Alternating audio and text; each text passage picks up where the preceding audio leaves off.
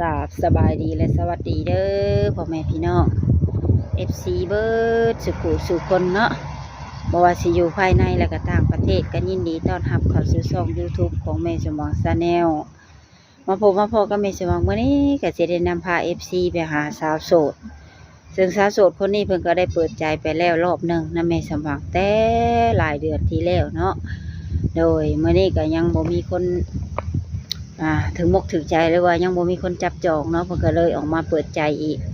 ครั้งหนึ่งทุกคนเลยโดยก็หวังว่าครั้งนี้ก็สิเป็นครั้งที่สมหวังเนาะทุกคนหรือว่าครั้งที่ได้คนของใจ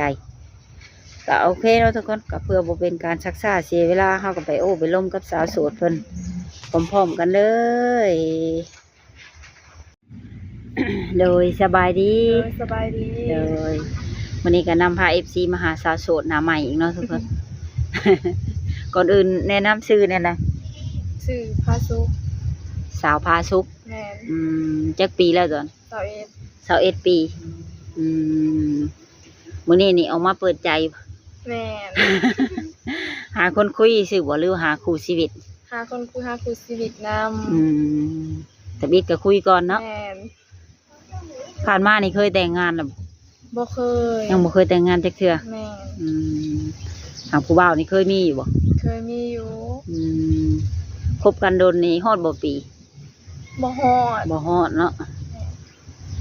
อย่างเฮิงจักเดือนปลาย2 เดือนเลิกกันบัดแม่นตามภาษาวัยรุ่นเนาะ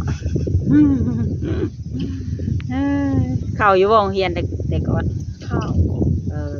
ฮ้อนห้องใดม.6 คนม.6ยังอีกม.1ยังได้ใบประกาศเนาะแม่เอาก่อนติดลิ้นล่ะ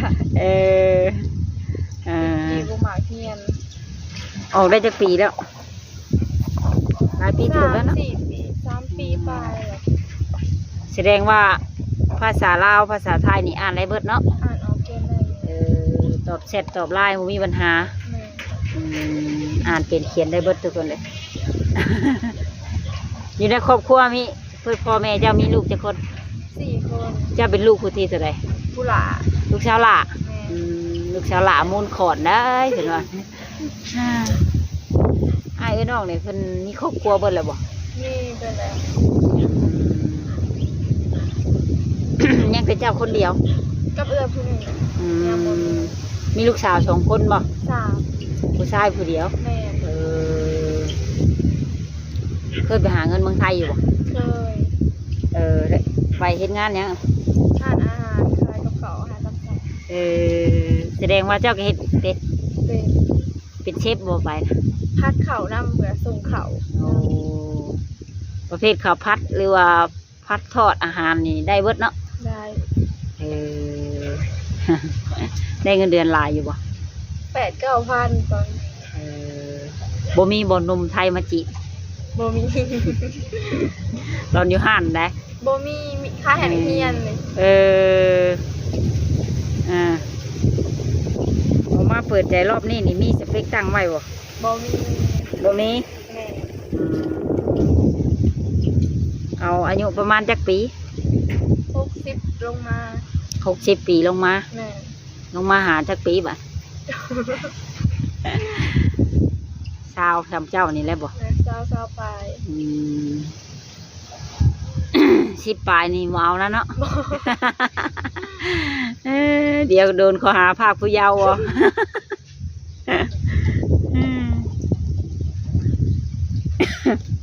ทางว่ามี FC อย่างมาหลินมาหัวอยู่เพื่อนอยู่ซ่านฮอเทือนฮอซ่านนี่ได้บ่นะได้ต้องบอกก่อนลุงอ่ะนี่มึงเถื่อมาเซอร์ไพรส์ตกใจผัวเป็นไผแล่นบ่มแม่ช่วงนี้ให้มีข่าวจับเด็กน้อยเนาะแม่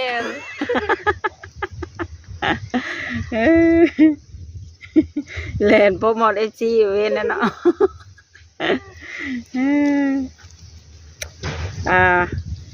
ถ้าว่าแบบบ่มีสเปคหากแบบว่าตุ้ยตำดำขาวอย่างสิรับได้เบิดบ่ได้มักส่วนหลายนี่มักพนักงานบ่หรือว่ากรรมกรก็ได้ก็ได้ขอเพียงฮู้ทำมาหากินเนาะแม่หักลูกแพงเมียพอติ สูบยากินเหล้านี่รับได้อยู่บ่ รับได้อยู่แต่บ่แม่นสิกินคุมื้อเด้ เหล้าก็เกิดฮอดยามแบบนี้ แต่มีเวียกมีงาน เทศกาลแม่น อืมไปเฮ็ดงานอยู่เมืองไทยนี่ได้ไปเที่ยวหันนี่อยู่บ่ บ่ค่อยได้ไปบ่มีหมู่ มีคนบ้านตัวเองอยู่หันอยู่บ่ มีก็อยู่ไกล เออ เนาะเฮ็ดบัตรไปข้างในบ่หรือว่าลักไป เฮ็ดบัตรไปข้างนี้ อืม พาสปอร์ตไป อยู่ได้จักเดือนจักปี ปีบ่าย โอ้เก่งแน่เนาะได้ฮอดปีไป เออกินอยู่น้ำเพิ่น แม่น อ่าเงินเดือน 9,000 8,000 ปลาย แต่ท่านไปอีกซับคือถือแท้เนาะ อยู่น้ำเพิ่นได้กิ เอน อยู่น้ำเพิ่น บัดที่คนอื่นไปคือว่า10,000ปลายอย่างเช่นเด็กที่เป็นตาปวดเลยขอพัง แม่น มาพังจะว่า8,000ปลายเขาก็ยังอ่อนอยู่ได้เนาะ เฮ็ดงานมื้อหนึงจักชั่วโมง แต่8โมงจนฮอดทุ่มปลาย 8 โมงเช้า แม่น เออมาแรกอะบัดกลางคืนก็มีกะผู้ใหม่อีกบ่ บ่มีเฮ็ดแต่ฮอดซำนั้นแล้ว เอ ก็ อปิดห้าน แม่นเก็บเครื่องล้างเครื่อง เยี่ยมว่าขายตลอด24ชั่วโมงแต่ว่าเปลี่ยนกะกันแบบนี้บ่แม่นเนาะ บ่ อ่าได้เงินมาหลายเติบแล้วเนาะ โอ้โห ซื้อกินนะติ แม่น ไปต่อบัตรต่อเบอร์นะเนาะ แม่นต่อบัตรนำ ผู้สาวให้มักซื้อเสื้อผงเสื้อผ้าเอาแล้วเนาะอ่า มักกินหลายกว่า อืม ซื้อของกินหลายเปลือง ซื้อของกินแบบจุ๊บกินจุ๊บกินจิ๊บไปสินะ แม่น เอออ่าแล้ว หนุ่มๆที่เฮามักหรือว่าเฮาออกมาเปิดใจนี่เพิ่นเป็นพ่อห้างนางหมายก็รับได้อยู่บ่นะ ได้ อืมเพิ่นมีลูกติดเด้ค่ะ ได้ เอามาดิ เอามาลิ้นบ่ เอาลูกเขามาตีลิ้น เวนน่ะเนาะ เอามาดิ อยู่บ่รักยิกลูกเขาโชเนาะ ที่ผู้บ่าวแถวบ้านนี่เคยล่มอยู่บ่ บ่มีผู้ข่อยมีผู้ชายซ้ำ หรือว่าเจ้าตั้งบ่เปิดใจให้เขา บ่มี อ่า มีแต่ผู้หญิงชาวบ้านนี่ค่ะ อ่า ทำผู้ชายก็เขาเจ้าไปเฮ็ดเวียกอยู่เมืองไทยเบิด พวกขี่รถเข้ามานี่ก็บ่สู่เห็นวัยรุ่นเนาะ แม่น สู่เห็นแต่ผู้เฒ่าแล้วก็คนมีลูกน้อยเนาะ แม่น อืมก็ดีคือกันเขาไปหาเงินกะเนาะ แม่น อยู่บ้านเดียวเขาสิติดนั่นนี่งอมแงมเด้ แม่น ยีบาปเขาให้เขามีเวียกเหตุงานทำ แม่น ออกมาเปิดใจมื้อนี้พ่อแม่ฮู้จักอยู่บ่ รู้จัก อย่าว่ารักมา บ่รู้จัก อืม เพิ่นก็ถามอยู่ อืมถ่ายคลิปกันเด้อว่าแล้วเนาะ อ่า มื้อใดเด้สิเอาผัวนี่เพิ่นถามอยู่บ่ ถาม เอ แต่ อ มีคนมัก ผู้มื้อนี้แฮงงานแต่งหลายเนาะ แม่น อืมเวลาไปเห็นหมู่คู่ตัวเองนี่มีอยู่บ่เอาผัวแล้ว มีอยู่ งานแต่งงานหยังเฮ็ดแล้ว ได้ไปร่วม บาง เขาอ เทื่ ยู่ อ บ่ ก็ขอมีแต่ขอยังบ่ได้แต่ง เวลาไปร่วมงานโน่นี่รู้สึกแน่แหละ อยากได้ผัวคือกัน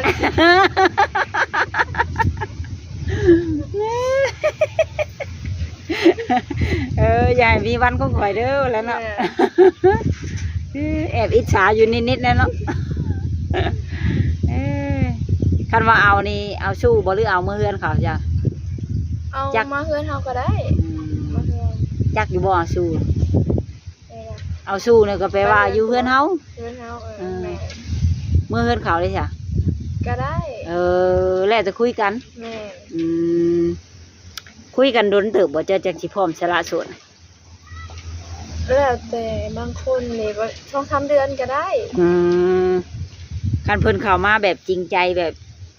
จั่นเขาก็เอาเลย แม่ โอ้ บ่ครบรุ่นนะเนาะเสียเวลา ตอนนี้ก็21ปีแล้วฮะ แม่ ยังให้อีพ่ออีแม่ได้กินแห้งแล้วเนาะ แม่ พ่อแม่ก็ยังเบิดสองบ่ ยังเบิดสอง เออสำหรับเวียกเฮือนเวียกไม่ยิ่งนี่ถือว่าบ่มีปัญหาทางเจ้าเนาะ โดย เฮ็ดได้เบิด แต่งกินแต่งอยู่เนาะ แม่ ทอดไข่ไผ่บ่ใหม่หมอแน่นอนเนาะ บ่แซ่บแซ่บ ผมก็เราเก่ายังบ่เป็นมาเลยเนาะทอดไข่กับไฟใหม่หมอเห็นบ่ขึ้นในคลิปเก่าเห็นนะเอาเนี่ยเอาลูกไผ่เมื่อยามหญ้ามาทอดไข่ดำให้ไปหนึ่งให้ไปหนึ่งเข่าเพราะว่าบ่ใช่เฮานำมาหนึ่งเพราะเว้นแล้วเนาะ หนึ่งเข่าบ่เป็นเด้อยู่เฮือนชั่วโมงนี้ไผแต่งแรงแต่งง่ายจ้ะ เฮามันเกิดก็เอื้อยเปลี่ยนกันมันก็ อาชีพหลักอยู่เฮือนเจ้าเฮ็ดหยังก็บ่เฮ็ดนาบ่ เฮ็ดนาปลูกผัก ยามแรงสิก็ปลูกผักขาย แม่ หรือว่ายามผลก็ปลูกเพราะ น้ำพุ่นปลูกบ่ได้ มันเปื่อยบ่อืม มีแต่เฮ็ดนาอย่างเดียว อืมได้ข่าวหลายอยู่บ่ 50ปลาย60ดำไปอีกเท่าไหร่ แม่ บ่ได้จ้าง บ่ โอ้มึนไปหลายเติมนะแอวไอ้เนาะ เออมีช่องทางติดต่อทางใดบัดนี้ถามว่ามีหนุ่มๆอยากติดต่อหา หลายกว่าเพราะว่ามักเป็นหลายกว่า โอ้เลยสะดวกรับสายอยู่บ่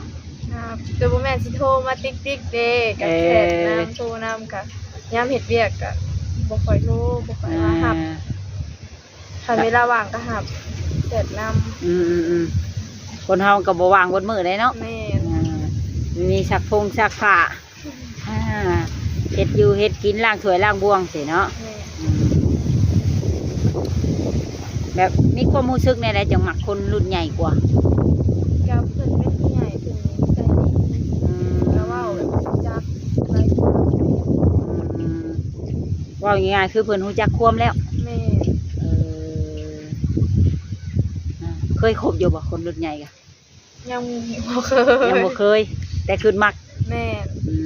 ม เพิ่นสิดีสุดเพิ่นดี เห็นอยู่ในใช้จังไห้มีแฮงเฮ็ดให้เจ้ามีแฮงจูงใจอยากมักคนอายุหลายใน TikTok บ่หรือว่าใน ใน ไส TikTok นำในเฟซนำก็เห็นหลายแบบ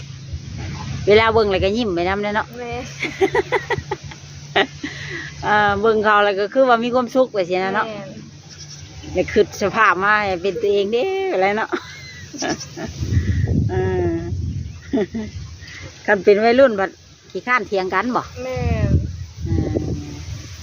ไปหันไปนี่ก็ยากเลยเนาะ แม่ จนว่าซ่อนรถน้ำผู้นั้นผู้นี้ได้มาอธิบายให้เขาฟังเองวัน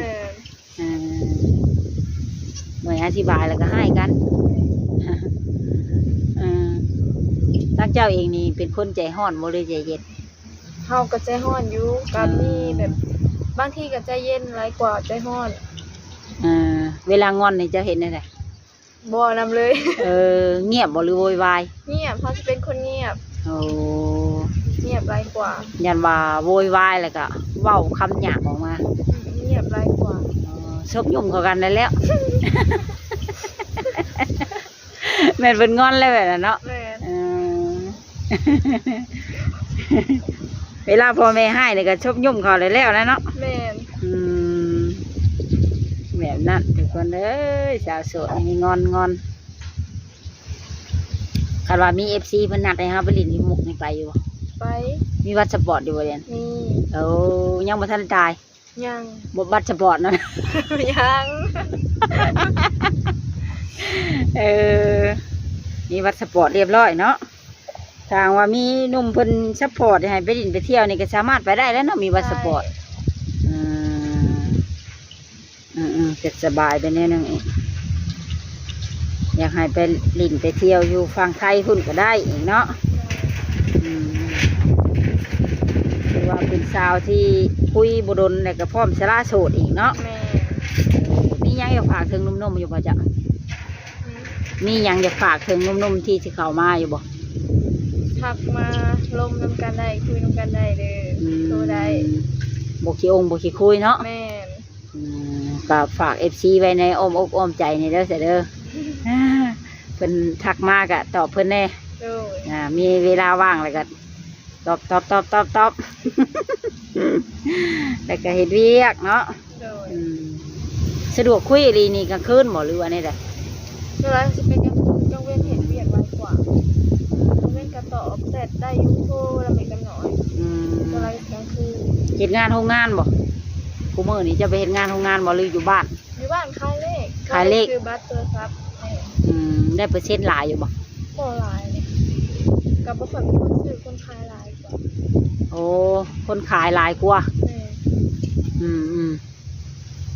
เคยถือเลขอยู่บ่ เฮาบ่เฮาขายแต่เฮาบ่มักหยิบเลข แต่ก็ไม่ค่าเลขนี่ถือเลขแล้วเนาะ แม่ อืม แต่เฮาก็บอกคนถืออยู่ แต่ตัวเองบ่ซื้อ แม่ บ่ว่าฝันบ่เวลาฝันบ่จังบอกค่ะ เวลาฟันเวลาเห็นในเฟซ เอออ่า